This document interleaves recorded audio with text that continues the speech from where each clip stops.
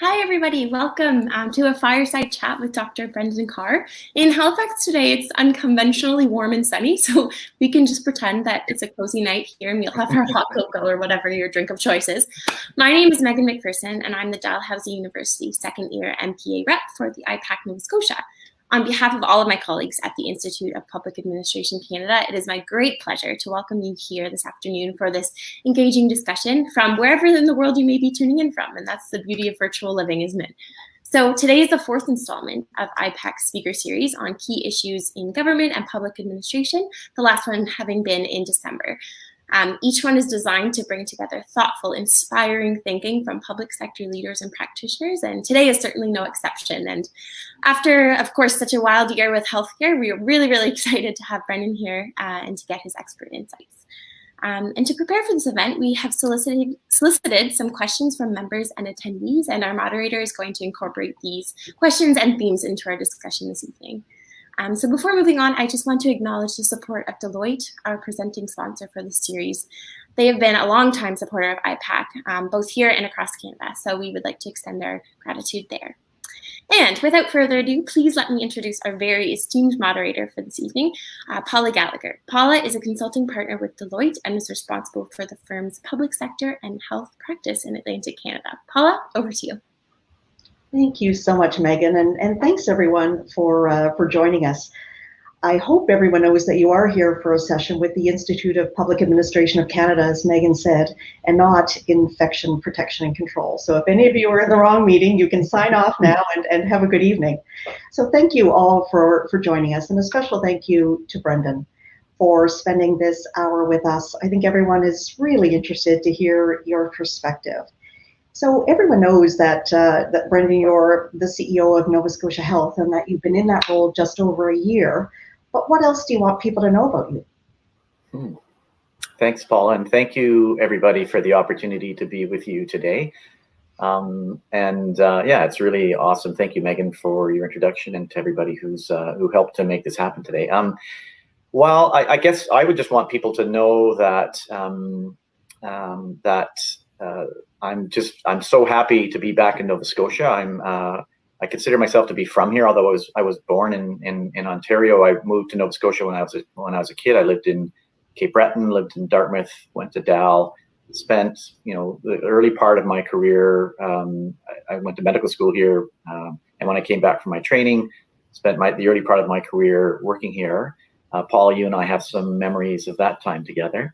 And then for about the last 8 years, or prior to coming back, I had the opportunity to work in British Columbia and then in Ontario. But really, for me, just this is my home. My wife Caroline and I have 4 kids that we raised here in Nova Scotia.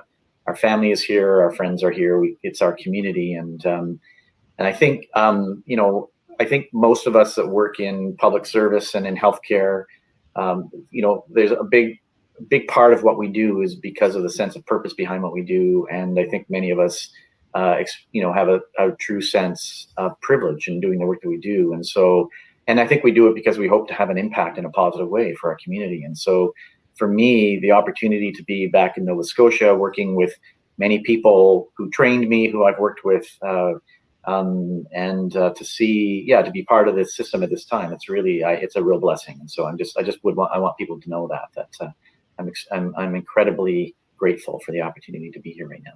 Right. Well, we're delighted that you're back in Nova Scotia. I think the Nova Scotia you came back to is probably quite different from the one you left. So I think about, was it Capital Health that you left? I'm trying to remember even what our structure was at that time. Yeah. The province of Nova Scotia, I think, has changed a great deal. So how is the Nova Scotia you came back to different? Well, you're right. So when I left Nova Scotia, we were organized in 9 district health authorities. And we had been through various iterations of change over probably the decade or so prior to my leaving. And so, big change, around 2015 or so, when the province went to the single provincial health authority with the IWK. And it was a really interesting phenomenon, because I came back to a province where I knew many of the people I had worked with, trained with, I went around the province very quickly, thank goodness. When I first kind of got back, it was late December and early January. And I was reconnecting with people, but noticing that we were both different. I was different because I'd spent 8 or 9 years away doing very different work and working in different systems, which was a big learning opportunity for me. And the people that I was reconnecting with equally, were different. And the system, so it was interesting experience, because I think I had to be very careful while reconnecting at a personal level. I was very mindful about and intentional about not making assumptions about where people were or where the system was, based upon either what I knew in the past or what I had been reading in the media. And I really wanted to kind of, get a real sense myself of where people were. And so, yeah, and as expected, it was very interesting. And I would, say having joined like a completely new organization when I went out to British Columbia about 8 years ago, a completely new organization when I went to William Osler, 4 or so years ago. It was very different experience coming back into an organization, where you have some relationships and you have some knowledge, but at the same time had to be very careful not to make a bunch of assumptions that no longer held. That is so interesting, and I'm sure that some people may have made assumptions about you as well. So you weren't the Brendan who left Nova Scotia when you came back. So I'm sure that was interesting. And when I reflect back on, you mentioned our very early experience together. You and I were both quite early in our careers when we worked together. So Deloitte, and it was QE2 at the time, were doing some re-engineering work. And what struck me about you then was you were the one who would challenge, do we have to do this at all? If so, who is the right person to do this? In what setting should we do this? So you really stood out as someone who was very open-minded. I don't know if you know that or not, but that was definitely a real differentiating factor for you. So I'm just wondering, has that open-mindedness, how has that served you in your career? Yeah, thank you. And I'd like to believe that that's true. And I think it helps because in a lot of the work that we do, there really isn't a right or a wrong answer. There are oftentimes just many different perspectives on what is oftentimes a very complex issue. And I think as a leader, having the ability to really be open, truly be open, and to be able to understand maybe what your own perspective is, but to sort of suspend that and really with true curiosity try to understand different perspectives. I think that is a powerful skill or tool to have as a leader. And I would like to think that has helped me kind of work through some challenging issues where, again, it's not about finding the right answer. It is though oftentimes about hearing different perspectives and being able to bring them together and see if you can find some kind of common ground or a path through a challenging issue. So yeah. And that must have been particularly important over the past year, because there wasn't, a playbook that you could reference about, how do we get through a global pandemic. So I do like that is kind of the elephant in the room. We can't talk about the past year without talking about the pandemic. And I think back to last March when I think the first time I had an inkling that there was an issue was when New Brunswick had said that they were going to extend their March break for an extra week. And I remember thinking, well, that's an overreaction. And this thing will all be done in a couple of weeks and life will get back to normal. Well, I was clearly wrong. And I'm wondering, when did you realize that we are in the midst of a global pandemic and Nova Scotia Health is at the heart of that? When did you realize that, and what was your reaction to that? Well, it was pretty early on. I mean, and I think because so just to back up a little bit, I guess as a health leader, thinking about the health system as you do, and thinking about kind of risk and just the trajectory of the system, to me, a bit of the background would be over the last number of years, me, doing a lot of thinking and being part of a lot of discussions, that, have elements that are, include things like, we're getting to a point where, because of genomics and personalized medicine and technology, where a lot of what we've been focusing on over the last, number of decades in healthcare in terms of chronic disease and that, we're getting better and better at that. And as the world becomes less stable, as we're seeing, huge, like the environment changing, as we're seeing population density, travel, all these other dynamics playing out in the world, things like the emergence of pathogens and things like that actually become much more likely on the spectrum of what are the things that we need to be thinking about. And so, and classic thinking is kind of like problems with the stock market, pandemics, there's a rhythm to it. And so, eventually everyone, and so that's kind of classic teaching. And in this case, I think it was, late January or whatever, when we were really watching what was happening in China. And I remember early on hearing as we were getting, there was kind of what we were hearing officially. And then there was some kind of unofficial things that we were hearing about the fact that, there were a number of cases that had been, that kind of retrospectively had been identified in Europe earlier than thought, that made me think that this could be already out of the barn before we really appreciate it. And kind of like you, given that we've been through a couple of pandemic sort of events in my career, like H1N1 and SARS, I had no idea that more than a year later we were going to be where we are today. We kind of dusted off our pandemic plan. We quickly pulled together our EOC structure. We kind of went around the table and said, you good, you good, you good, you good. And we were good. And we kind of, we hunkered down and did what we do. I had no idea at that point in time, really, the scale, and how dramatically this was going to really impact not just our society, but our health system, but the people in it and the people in our, around the world. It really has been a once in a lifetime thing. Right. So thinking back over the last year, can you tell us what a typical day in the life of the CEO of Nova Scotia Health in the midst of the pandemic, what that might have looked like? And is there a particularly difficult day that might stand out in your mind? Yeah. And so certainly it's changed a little bit, depending on where we've been in the pandemic, but certainly early on when we were, essentially, standing up our system, we were working with our existing pandemic plan and recalibrating it based upon, data that was coming. We were certainly operating 7 days a week, and many days at that time we were operating out of an emergency operations center, and probably most days of the week we would have been there, and for an extended period of time.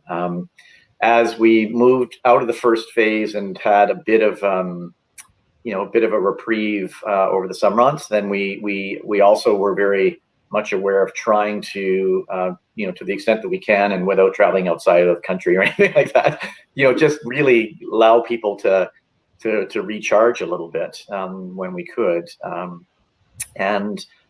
And I think we've hit a pretty good rhythm, both within Nova Scotia Health, the health authority, and are working with our colleagues at the IWK, with our colleagues at the Department of Health and Wellness, even and with government more broadly. I think we've gotten to a point where we have some pretty good processes and structures in place that have helped us. And early on, we exhausted a lot of mental and emotional capital on PPE, as you know, right? And as a province, not, really making, trying to do our very best to be positioned to, because that in the first wave probably was, one of the most, critical resources that we had or didn't have.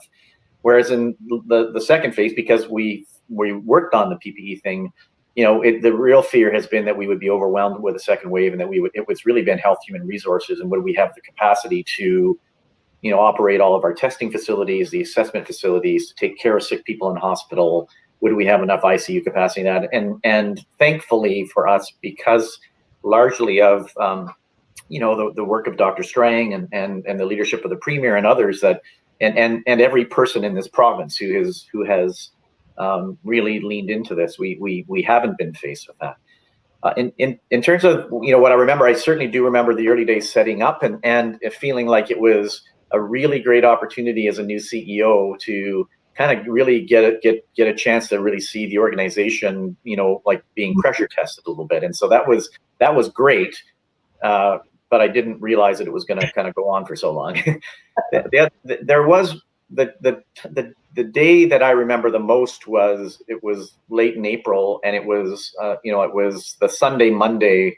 It was when the outbreak at Northwood, when we kind of really understood the magnitude of that and the dynamics of that, and which were, by the time we really understood what was happening at Northwood, we also understood that essentially there had been a number of people that were contaminated that had been working freely in the organization for a while, and that there was a high likelihood that there was going to be many people impacted. And I just remember thinking that could have been in any one of our facilities. It could have been in any other long-term care facility in the province. It just happened to happen there. But it could have happened anywhere. And we were there on the Sunday, essentially starting to set up just some of the supports that we brought and put around, worked with the team at Northwood around. And that was the Sunday that we were hearing some, like the media were starting to talk about some event that was going on in Portapique. Yes. And it was, and we basically woke up the next morning to this unimaginable disaster that had played out in our province at the same time that we were facing, this terrible outbreak at Northwood, and people had been, and people had been, just really working hard through what was the first wave. And I remember, I just remember our executive, like our daily huddle with all of the leaders across the health system, where we would, everybody would be online, we would be doing video. And I just remember just being unable to express how deeply, just the grief that I was feeling because of that tragedy in the context of what was going on in our province. It was just so bitter. It's so hard. So yeah, that's the day that stands out for me. Right. Well, interesting. If I go back to your example of Northwood, one of the things a lot of people will say is that the pandemic has shone a light on a lot of the challenges that we've been having in the health system, and maybe we will finally address some of those systemic issues. So just wondering about the lessons learned and the things that you think will be done differently as a result of the light that has been shone by the pandemic.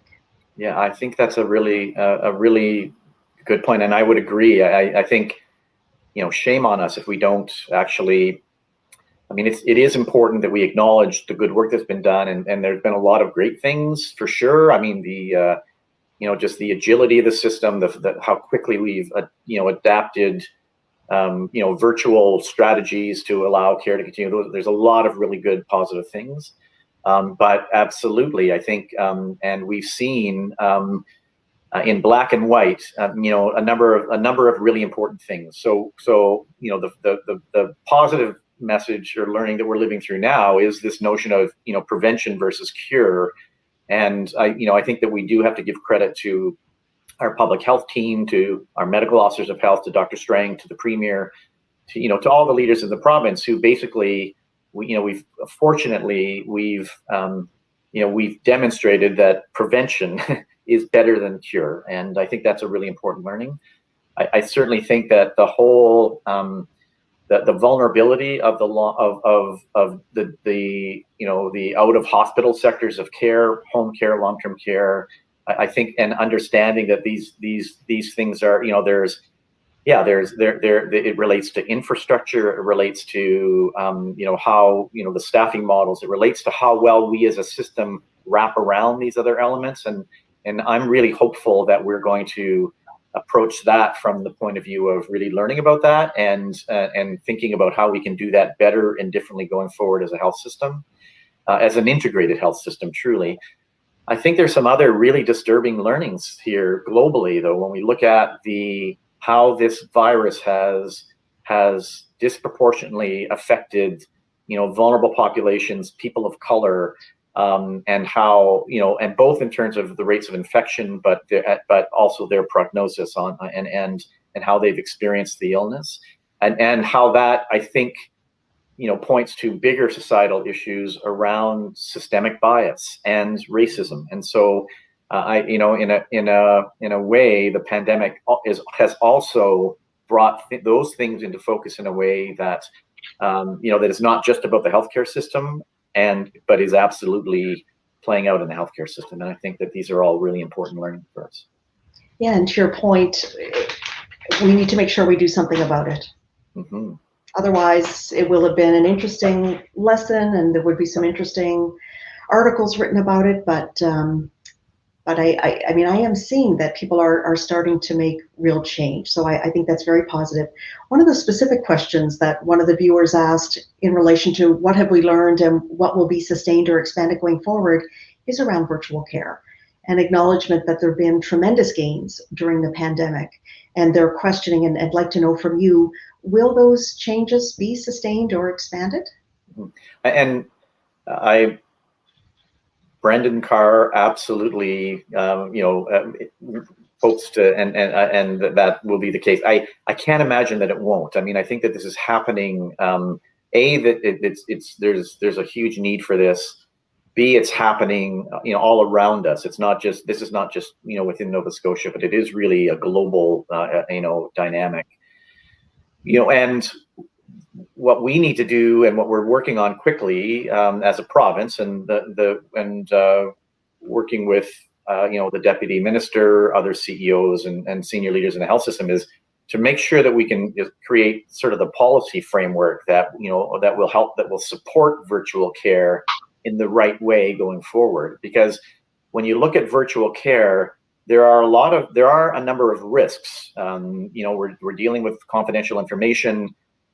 There are risks around, almost like the inappropriate use of virtual tools, and how they could be used to deliver very low value care, and without continuity, with very little appropriateness. In fact, potentially adding to medical harm if by making unsubstantiated recommendations and things like that. So and that being said, the opportunity for us and really the urgency to really learn how to, in a very good way, to adopt these tools and to use them because of the benefits for care, like the ability of them to help us address issues of access, of equity, the experience of people who live in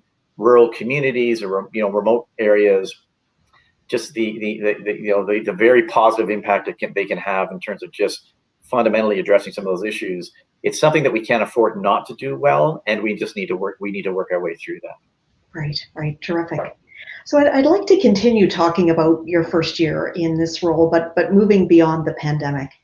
And when I looked back, and getting ready for our discussion today, look back at what's been reported or published about you in the media, I see a number of themes that emerge that I think align with your priorities, and I'd like to dig into a few of them. The first one is integration, and you did just mention integration, but as you mentioned earlier, Nova Scotia Health was created about 6 years ago now, when the 9 former district health authorities came together. And in one of the articles I read, I'm just going to look at my notes here, you described the challenges facing the health system, and you acknowledge that, quote, simple structural integration is entirely insufficient in terms of actually delivering on integration. So can you talk more about that, and what is your vision for a truly integrated health system in Nova Scotia? Mm-hmm. I love this question, and I think it's actually probably one of the most important ones that we think about, and that we should be thinking about as leaders. And I'll try to be succinct, but the short answer is, when we think about integration, and we start by thinking about what is it that we want to achieve, and we think about it in terms of how would this impact the lives of our patients, their families, and the people that work in our system? And we think of it in terms of, wouldn't it be great if we created a system that where people they could easily access care, they could access it where they lived, that there would be seamlessness if they were moving from one practitioner to another, or different sites and settings of care, that there would be less fragmentation, that there would be less duplication, that it would be safer, that they would experience it kind of as a whole, and as something that is really there to support them. So and there's a similar kind of thought process around the people who work in the system. And I think what happens is we start with that idea, and then we kind of turn to the research on how do you get to an integrated system, and we read about sort of there are a number of technical things that need to happen, such as you need to have a structure that promotes integration. There needs to be clear accountability and decision making. You have to align resources in a way that do that. You have to have information systems and the ability to share information, governance, accountability mechanisms, et cetera, et cetera, et cetera. And then at the very bottom of this list, we then talk about things like, it's important that there is real clarity and focus in terms of what we're trying to achieve, that there is a sense of shared purpose amongst the people who are participating in this, it actually moves into the complexity aspect of this, around the fact that relationships really matter and that trust really matters. And so my observation, or that statement really was just to say, I think what we go from what do we want, why are we doing this, and why do we want to do this, into what's the path. And we do this a lot in healthcare. We kind of then get ourselves onto a path. We've done this in primary care, where we try, where in a similar way we've talked about trying to create a better primary healthcare system. We know that team-based care is part of that, and so we brought all of our focus to team-based care as if that's the end point. And that there's lots of examples across Canada and elsewhere where you can actually create teams, but those teams don't necessarily achieve what you're looking for. Likewise with integration, and my experience has been, I've worked in two systems that are highly integrated, British Columbia and Nova Scotia. In Ontario, one of the reasons I was really curious to go there, I worked in a system that was arguably much less structurally integrated. Mm-hmm. And when we dealt with issues of how do we get some of our sickest patients, or patients who have non-medical complexity, who are in our hospital, people where we don't really offer much for them in a hospital, they really need social supports and other things like that. I would argue we were much more adept in Ontario with getting those people connected in the community with the right kinds of resources than we were in British Columbia or we might be here. And it wasn't because of the structure. It was because we had a real clarity of focus on that issue. We found a way to bring people to the table, and there was something in the system, some imperative and maybe some financial rewards that said to us, you need to figure this out, and we worked together to do that. So the structure is not enough. Like, just creating a structure doesn't get you there. I think you have to keep your eye on what is it that we're trying to achieve, and I think you have to be checking back against that to say, okay, are we moving in the right direction? And if not, yes, we need a lot of those infrastructure or technical pieces to be lining up, and we really, though, need to be bringing people together in an ongoing conversation about how is what we're trying to achieve different than what we're doing, and are we prepared to let go a little bit of what we've been doing in order to really pursue what we think would be better for our patients in the long run, right? And that's a different conversation. Right, absolutely. And that for me connects with the next kind of theme that I had read about that I wanted to raise with you, and that was the notion of critical narrative. And I think some of the critical narrative that has surrounded Nova Scotia Health comes from the view that, we want this seamless system, the vision that you painted. And I think a number of people thought, well, we've got that. 2015, April 1st, 2015, we have one health authority, therefore we have integration. And I think that has created a lot of the critical narrative because there was no time spent going from structural integration to the kind of integration that you described. So I know in some of my readings, you had talked about, despite all the good work that your people do, they face critical narratives every day. And I'm pretty sure that the nature of the narratives have changed during COVID-19, but are you seeing a change, and what are you doing to try to change the tone of the narrative about your organization? And you've got a number of your people, I think, who are viewing us right now. What do you want to say to them? Well, I want them to know how proud I am of them, and how much I really do appreciate the work that they do every day. And I think I just want to say it's okay. Like this, so this, I think this is really important. And that critical narrative that I'm referring to is happening as much within our organization as is happening outside of the organization. So I'm, and I think it's really important that I note that I was intentional about speaking to that issue as I was entering the organization, because I didn't want to confuse this conversation with Brendan Carr trying to stand up for the work that I've been doing as a CEO of this organization. It was important to me to say, coming into this organization, as you do, I was, this is the work that I do. I was looking at our performance data. I was looking at our through Kai data to sort of see how is this organization, stacking up against their peers. I was looking at actual, in as quantitative way I could, trying to get a handle on how are we doing. And I just really felt that there was an imbalance between the prevailing narrative and what I was seeing as somebody joining the organization in terms of what are the assets that we have to work with here. And so, and I think it's in a way, it's part of it's understandable. Totally new organization. 5 years is not long in the maturity of a massive organization like this. And so I think a lot of what people and you're right, a lot of people probably thought that as soon as we created the organization, we would have been achieving all those results. And the reality is it takes time to get there. And you start with the structure and you kind of build out from there. And so I think part of that is understandable. And I think, and I guess I'll just a couple of other things. I think that I do think that there's been a tendency to focus more on a critical perspective, and I would say not necessarily balanced. So I think it's important to critically appraise stuff, but critical appraisal is about objectively looking at information and sort of trying to figure out where the middle point is. And I think what we've been experiencing is sort of legacy narratives that are just kind of continue. And I've just been asking for people to just be aware of that and to give us a chance to demonstrate, and for people and for people, I guess, broadly to be aware of the quality of the health system that we have in this province, and including the IWK, that people really in this province should feel good about the quality of healthcare. We have amazing professionals. We have people who care, and I think COVID demonstrated we have a system that is agile and that can respond.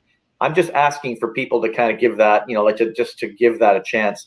And I'm really, really concerned about our staff, because, even pre-COVID, the people who come to work every day in healthcare, it's difficult work, and it's physically difficult, it's emotionally difficult, and when they're driving home, if all they're hearing is bad stuff about the system that they're part of, it can't help but impact them at a personal level.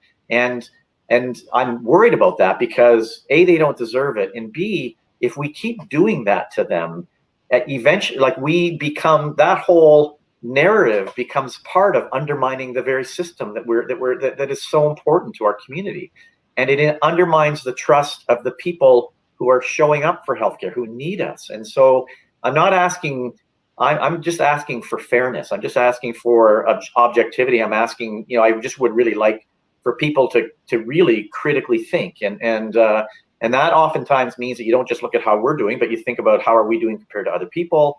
What are we doing to try to address issues, and whether or not that's effective, and are we responding? Right. Great points. I actually had sent you an article today, or a white paper. You probably haven't had a chance to see it yet, but it's something that Deloitte just published in the last few days, and it's about caring for caregivers. Yeah. And it was really quite an interesting piece. It came out of the US, but just the fact that we have to pay attention to this. And one of the other issues that you've talked a bit about is in the media is about doctor recruitment and retention. And I do wonder more broadly, could the experience of the pandemic and not valuing the important role that frontline workers in particular have played, do you see that potentially impacting people wanting to become physicians or wanting to become nurses or wanting to become LPNs? Is that a possible result of what you're describing? Absolutely. I mean, I know lots of people, who I know who work within the healthcare system who, have conversations around their dinner table about, with their kids about whether or not they would want to work in that environment. So I do think it has an impact, or it can have an impact. And I think that, the comment about physician recruitment, it does connect to this, because I think I was trying to express that, if we've said as a province that one of the most important things for us is to make sure that we have, we have, physicians here to look after patients and other health professionals. And we all believe that. We have to be just really careful that we don't just continuously undermine that by telling everybody what a terrible place it is to work. That's just not helpful. That's not, and it's not fair. When we actually talked, and so when you actually talk to people who are working in our system, many of them really love working in the system, but they just, I think, and many of them are prepared to do the difficult work that they do. They just kind of need to be supported in that, and they need to be valued in that, and they need to be recognized for the work that they're doing. There's a bit an upside to this as well. I think because of the experience with the pandemic, we have seen more interest in people coming to Nova Scotia, and that's not because of the health authority. I think that's because of the province, and I think that and maybe this connects a little bit to that notion of how more virtual the world is becoming, where the idea of living in Nova Scotia is becoming, it's more accessible for lots of people. And so we've actually had more interest from people outside of the province considering coming to the province to work. And so that's a positive story. Right. And can you talk a bit more about, in addition to physicians, about nurse practitioners and other health professionals, and what are some of the concrete actions you're taking to try to ensure that we've got all of the clinicians we need? Mm-hmm. Yeah, this is a really, really important issue, and in about 2016, well before I joined the organization, the health authority was essentially given responsibility for recruitment, and largely focused around establishing primary healthcare teams. I think, if I have my numbers straight, from the early 2000s to about 2015, like 2011 to 2015, I think we had recruited somewhere in the vicinity of 272 physicians. Since 2015 or 2016 to 2019, we've just finished, I think we've recruited 570 or something of that order of magnitude. And during that period of time, we've also recruited about 140 nurse practitioners, family practice nurses, social workers, people that are working directly in these primary healthcare teams.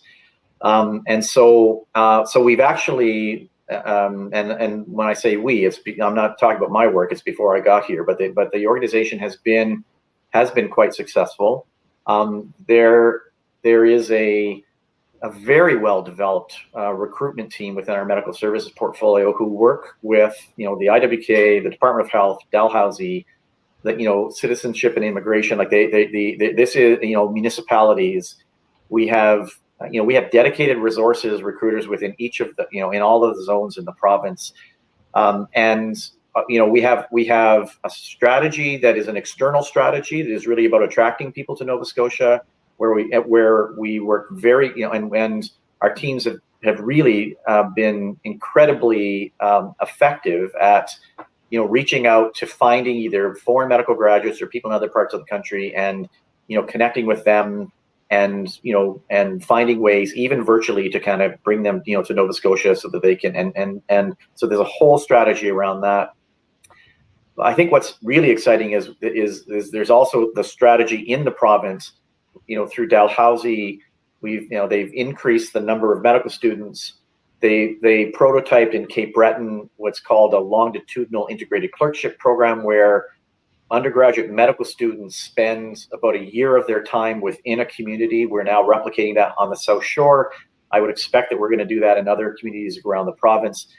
And the idea there is, as early as we can, we want to give medical students an opportunity to be connecting within communities, and getting to know, like the rest of the healthcare team, other physicians and things like that. And these integrated longitudinal clerkships do that very well. The family medicine residency program at Dal has increased their capacity. We've really, part of the infrastructure that we've been building as a province has been, really state-of-the-art sites for family medicine training, including lodging and things like that, so that we can make it easy for residents to come and join this program and go to communities like across the province. And again, so those strategies, I think, ultimately are going to, really pay significant dividends in terms of having trained, students and residents within our province who will go on to be members of the medical community and part of our team. Our team have done work with communities to develop resource kits for communities. As I said, we have dedicated recruitment specialists who work individually with communities.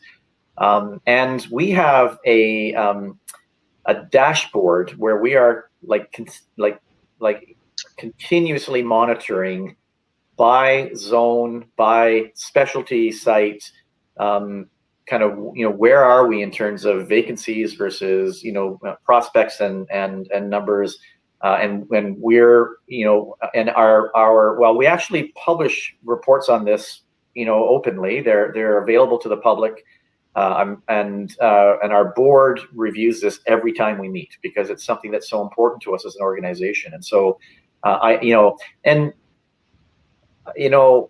this is a challenge, and I guess one of the perspectives that I get to bring, because I've been in other places, is this is a challenge everywhere. This is not a Nova Scotia issue, and I think if people objectively looked at how Nova Scotia has responded to this, we've actually done a pretty good job, and we're doing a good job of trying to line things up in a way that says, this is a great place to work. We're going to do everything we can to bring you into our community, to support you.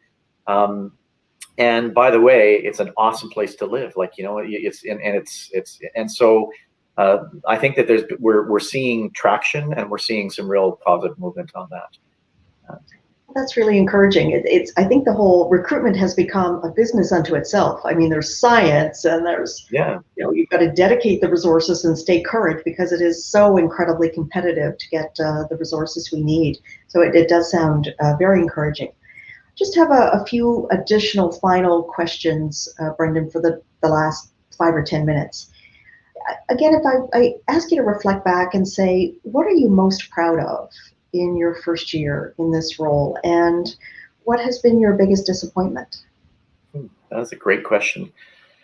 Well, I think I'm most proud of how this organization and the people of this organization, most proud of how they showed who they are, and how they demonstrated their commitment to the province, and to the people that we serve in the pandemic. I mean, and I'm talking about everybody that comes to work every day, and who keeps our hospitals clean, who make sure that we have food for people, who are involved in supporting patients moving from point A to point B, to providing direct care. The teams, so many of our teams that play critical support roles around, whether or not we have enough PPE, and how we're tracking the resources that we have, how we're standing up, dashboards and sites, so that we can in the moment, in real time, be monitoring utilization and experience and things like that. I'm extremely proud of how this organization has really responded, and And yeah, so that is the biggest thing for me, for sure. Yeah, my greatest disappointment, that's a tough one. I honestly can't say that I'm, disappointed that the pandemic intervened, and, from the point of view of somebody joining the organization, I actually don't feel that it has gotten in the way very much of me being able to join this organization and being able to, to move some things forward. So in this year, while we've been dealing with the pandemic, have made some, pretty significant changes in terms of our leadership structure, in terms of, and we've actually used the pandemic experience as a mode to try to model a different approach to leadership and different way of working together. And we're basically now just, thinking about how do we spread that, or how do we kind of sustain that. So it's actually been, in a way, it's been, from the point of view of our organization and leadership, it's actually been a good thing. Yeah, I don't know. I don't have a lot of disappointment, to tell you the truth. I really am so, I'm feeling, very happy. That's a great position. Mm-hmm. So if we were to come back and talk to you a year from now, mm-hmm. what do you hope you will have accomplished? Mm-hmm. That's great. I mean, I'm hopeful that we will, that the pandemic, we will certainly be at a point, like, because of vaccination and other things, that we're feeling a different level of confidence around that. The structural changes that we're making and that we're following with kind of the conversations around culture and how we lead and how we connect. A year from now, I'm hoping that that the people that we work with, our partners in communities, in the foundations, many of the partner, in continuing care, long-term care, so many other agencies and communities that we work with. My hope is that a year from now, that they're experiencing a different Nova Scotia Health, that they feel connected to our, that they know who the leaders are that they need to talk to, that they feel that we are interested, and that we are, showing up as partners, and that we are prepared together to really address some of the challenging issues facing our system. I hope a year from now, that our teams are feeling that they're able to recover a little bit, and that they're feeling that they're acknowledged and recognized for the work that they do, and that they're feeling good about that. Lots of other things on our list, in terms of what we really want to accomplish. We've been doing some very exciting work in the area of within innovation and partnership, and this is kind of within Dr. Gail Tomlin-Murphy's portfolio, where I feel we have an amazing kind of ecosystem in Nova Scotia with business partners and biotech partners and academic partners and and entrepreneurs and innovators, and I think that we have a real opportunity to and we've seen that play out in the development of PPE, for instance, or we've seen we've even in this year during the pandemic, we've been able to demonstrate that we can still we've created a platform for startups, and we've created ways that we could invite members of our teams to work with with partners in the community to kind of come up with ideas. I really am excited about that expanding, and seeing that play, like in Cape Breton and in the Valley and in the South, in the South Shore and in Yarmouth, where I know that there are so many good ideas from people that are working in our system and our partners, and I really am excited about the opportunity to unlock that and just to kind of support people so that that we can start to see good ideas coming to bear in terms of healthcare. Wonderful. And I do hope if we're together a year from now, we are literally in front of a fireplace, looking one another in the eye and not through a screen. So that would be terrific. The final question I have for you is, of course, this is an IPAC event, so the Institute of Public Administration of Canada. So the people listening here care deeply about public administration and public service. So do you have any asks of them?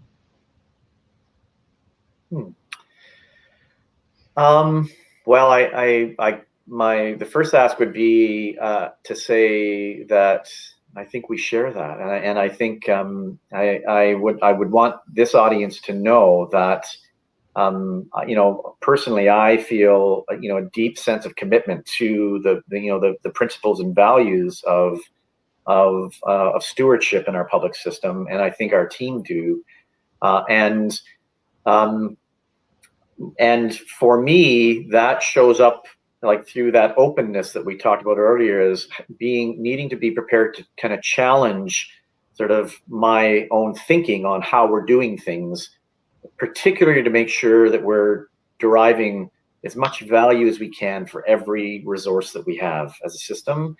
And so sometimes that means that we have to explore things like partnerships in a way that is at the same time holding on to these important values around public stewardship, and at the same time acknowledging that always doing things by ourselves might that might not get us where we need to go. And so I think that that's an important dialogue for us to be having, but it's rooted in the same set of values. And I guess I would ask, certainly if people, and in Nova Scotia being a small kind of community, for our colleagues that are working in other parts of government or other sectors, if your perceptions, or if what you're seeing, if what you're hearing, if there are things that we can do better, if there are things that you're seeing that we might have a blind spot to, I certainly would hope that people would feel that we are open to kind of hearing, to receiving that feedback, and that we want to really constantly try to improve what we're doing and how we're doing it. Wonderful. Well, thank you. And Chantal, I think you're going to join us in just the very last minute, but I really want to sincerely thank you, Brendan, for spending this time. I really do wish we were sitting in front of the fireplace, and I think we could talk for hours. And I'm so grateful that you have come back to Nova Scotia, and your passion and your enthusiasm and your caring for your people. I think you have been just the right person in that role for this time. So I thank you for that, and for spending this time with me and with IPAC. Well, that's so very kind of you, Paula, and I appreciate those words. And I really do appreciate the opportunity to be here. So thank you so much for giving me this important time. Thank you. Thank you. Chantal. Thank you. On behalf of IPAC Nova Scotia, I'd like to start by saying a sincere thank you to you, Paula, for moderating this event, and of course to you, Dr. Brendan Carr, for joining us today. It was very interesting to hear your reflections and thoughts on your first year as CEO. I'd also like to thank our event organizers, Matt and Jocelyn, for their hard work in putting this event together. And I'd like to invite everyone who joined us today to become an IPAC member and to join us for future events. Our next event will be held on March 18th, where we'll have a special discussion with Angela Poirier and Jane Alt, authors of a new book titled How Government Really Works, A Field Guide to Bureaucracies in Canada. For more information about upcoming events or how to become a member of IPAC, please visit our website at ipacnovascotia.ca. And thank you once again for joining us this afternoon or evening. Have a great evening, and of course, stay safe. Thank you. Bye-bye. Thank you.